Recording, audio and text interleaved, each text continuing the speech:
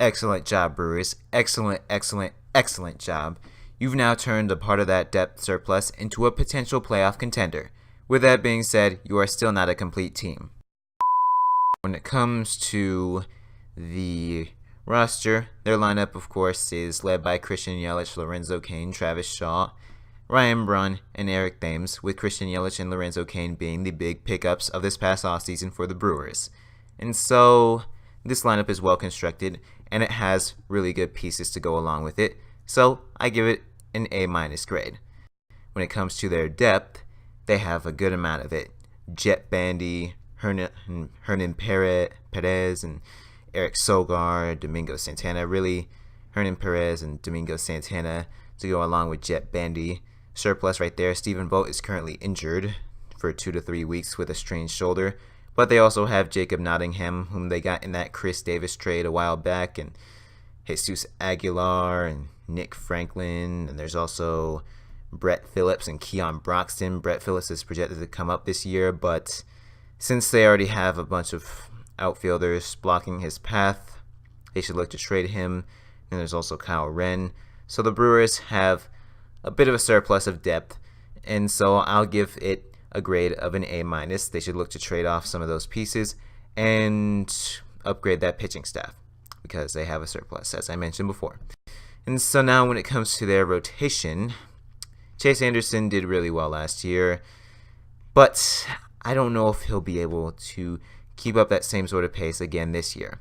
Now, we'll see if he does, but they also picked up Yolis Chassin, and I mean, considering that he's going to he's going to more of a hitter's ballpark.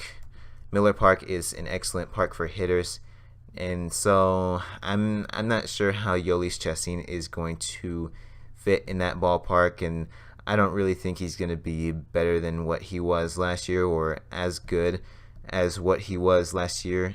With the Padres, he was solid, but he's not projected to do all that good this year by Baseball Reference. So I mean, the rotation, it's still not complete. They still need to make some moves, as I mentioned before.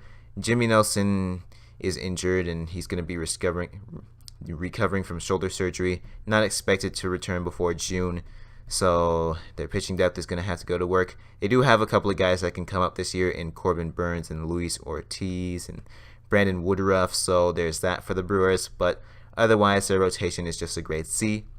When it comes to the bullpen, they made a few acquisitions there too. Matt Albers, J.J. Hoover, Giovanni Gallardo, Boone Logan. Boone Logan is currently injured, but it's just a strained triceps and just doubtful for opening day, so some promise there for the Brewers. Corey Knebel, of course, and Josh Hader. So the Brewers bullpen is really solid. It's really solid, and it's pretty good. So I'll give it a grade B. Now this roster is a nice roster. That bullpen and that lineup will do a lot of work, similar to last year's Rocky squad.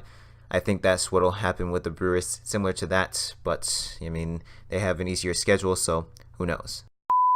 When it comes to the Brewers, they still aren't complete enough for me to put them higher than where they are right now.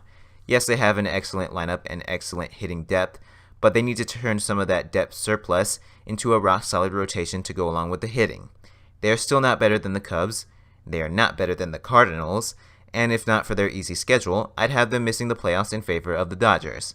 I want this team to win the NL Central. They're my local team, and Christian Yelich is my favorite player, but this team is not complete, and they are not going anywhere if they make the playoffs. Now, if they were to make some trades at the deadline to upgrade the rotation, I'll be able to buy them doing great things this season and even in the postseason.